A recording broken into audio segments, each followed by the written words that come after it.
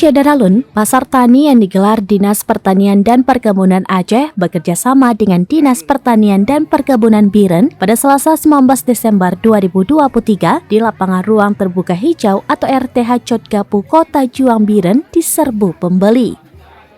Barang dagangan yang dijual di pasar tersebut bertujuan menurunkan inflasi antara lain cabai merah, sayur-sayuran, bawang merah, telur, buah-buahan, beras, pupuk termasuk bibit tanaman dan juga produk UMKM.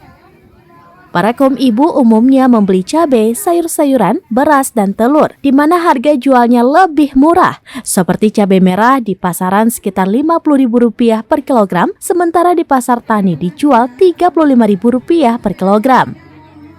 Begitu juga barang lainnya dijual dengan harga di bawah harga pasar.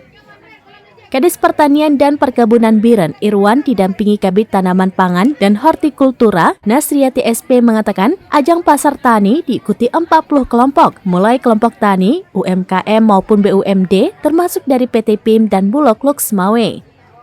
Kegiatan pasar tani yang dilaksanakan di Stanbun Aceh bekerjasama dengan di Stanbun Biren ini berlangsung hanya 1 hari.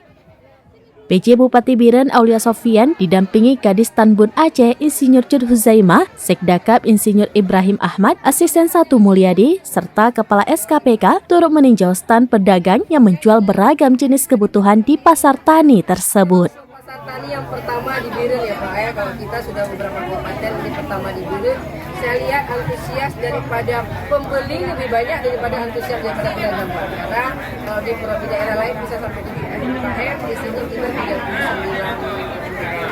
Tapi antusias pembelinya yang luar biasa. Nah ini sebenarnya kepada pemerintah Kabupaten Biren ini merupakan potensi keberhasilan sebuah pasar tani.